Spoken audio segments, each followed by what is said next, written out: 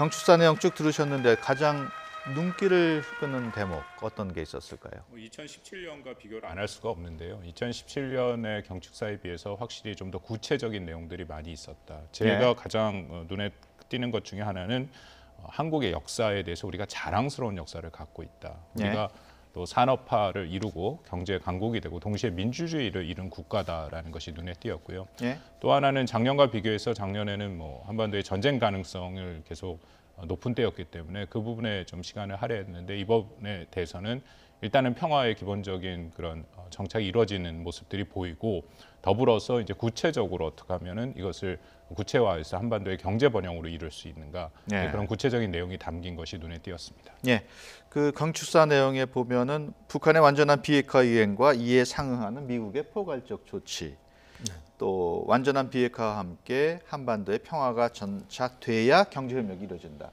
이런 내용을 보면은 다음 달 있을 정상회담 거기서 언급될 내용이 일부 포함된 것 같아요. 그렇습니다. 지금 말씀하신 것처럼 저는 오늘 경축사에서 핵심 코드는 평화가 경제다 이 표현인 것 같습니다.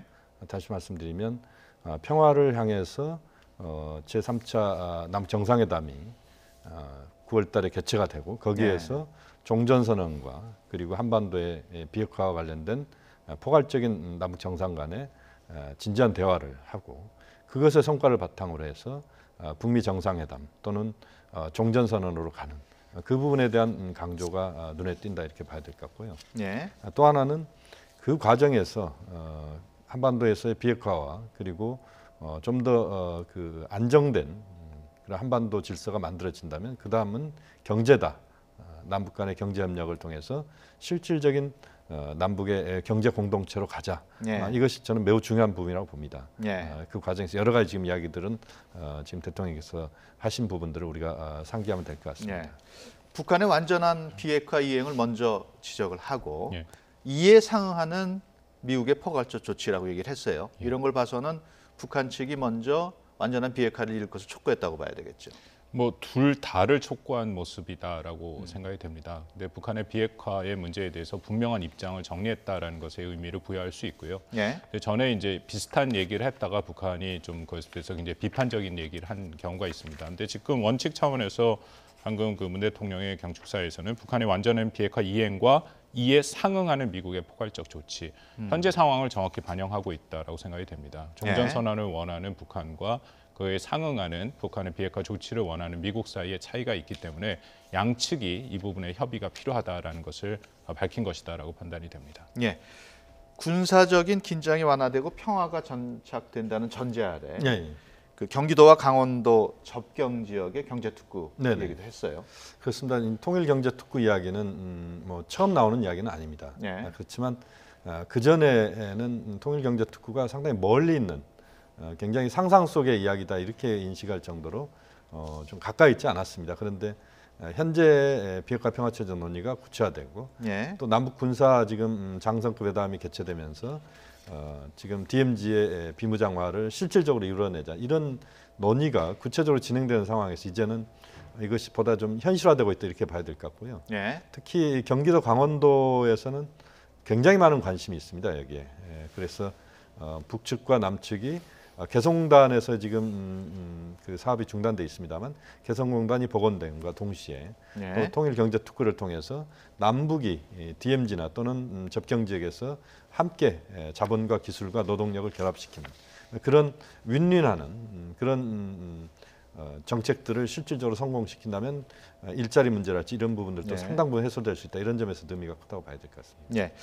그 판문점 선언에서 합의한 내용입니다만 철도하고 도로 연결 올해 안에 착공식을 갖는 게 목표다 이런 얘기를 했어요. 가능할까요? 착공식을 갖는 거가 목표다와 더불어서 그 동아시아 철도 공동체도 같이 얘기했죠.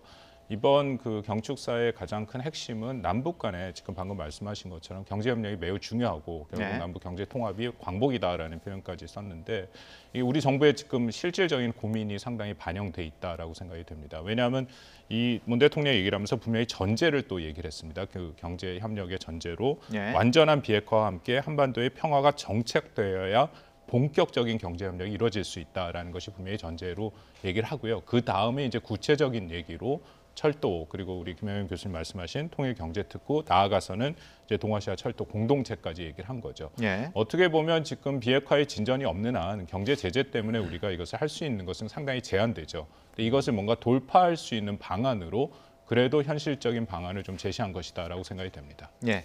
그 비핵화를 강조한 만큼 비핵화가 완전히 이루어지기 전에는 뭐 개성공단이라든가 예. 금강산 관광 어려울 거로 봐야 될까요? 현재로서는 그렇게 봐야 될 것 같습니다. 지금 비핵화 평화체제 논의가 다시 이제 탄력을 받을 그런 흐름이다 이렇게 저는 보고 있습니다만 예. 어쨌든 지금 상황에서는 미국이 강하게 지금 북한에 대한 제재를 유지하는 예. 그런 입장을 갖고 있고 또 역시 북한이 종전선언을 받아 안는 대신에 좀 더 비핵화와 관련된 조치, 예를 들면 핵물질 생산의 중단이나 또는 핵시설의 그 IAEA 사찰단을 받아들이는 문제 이런 것들을 북한이 그 실제 행동을 하면서 그 종전선언과 북한의 이행 조치를 서로 주고받는 예. 그런 흐름들이 만들어진다면 그 과정에서 지금의 대북 제재도 완화될 것이고 또 그렇게 된다면 한반도에서의 남북 간의 경제 협력도 좀 더 순풍을 탈 수 있다. 예. 그렇게 보면 그런 과정에서 개성공단 금강산 관광 재개가 가능하다. 그렇게 보면 역시 지금 상황에서는 비핵화 문제의 돌파구가 매우 중요하다고 봐야 됩니다. 예. 오늘 경축사에서 한일 관계에 대한 언급은 비교적 예상보다 적었던 것 같아요. 예, 그렇습니다. 그것이 이제 작년 2017년과 가장 차별화된다라고 생각되는데요. 뭐 위안부 문제에 대한 얘기도 없었고 또 식민지 시대에 대한 얘기도 없었고 또 대신에 바로 어저께 이제 문 대통령이 위안부 문제에 대해서는 얘기를 했습니다. 이것은 역사적으로 이제 전 세계 규범 차원에서 접근을 해야 된다라고 얘기를 했기 때문에 네. 이번에는 좀 그 부분은 빠진 것이다라고 생각이 되고요. 또 임시 정부의 건국일 문제를 사실 작년에 좀 얘기를 했었죠. 그것이 일종의 논란을 좀 갖고 왔는데 이번에는 그 부분도 빠지고 대신에 네. 자랑스러운 대한민국의 역사가 들어가서 오히려 또 모든 국민들이 좀 통합할 수 있는 그런 메시지가 전달됐다라고 생각이 됩니다. 예, 알겠습니다. 시간 관계상 여기서 대담을 마치도록 하겠습니다. 지금까지 동국대 북한학과 김영현 교수, 한동대 국제지역학 박원건 교수와 함께 얘기 나눴습니다. 오늘 말씀 고맙습니다. 감사합니다.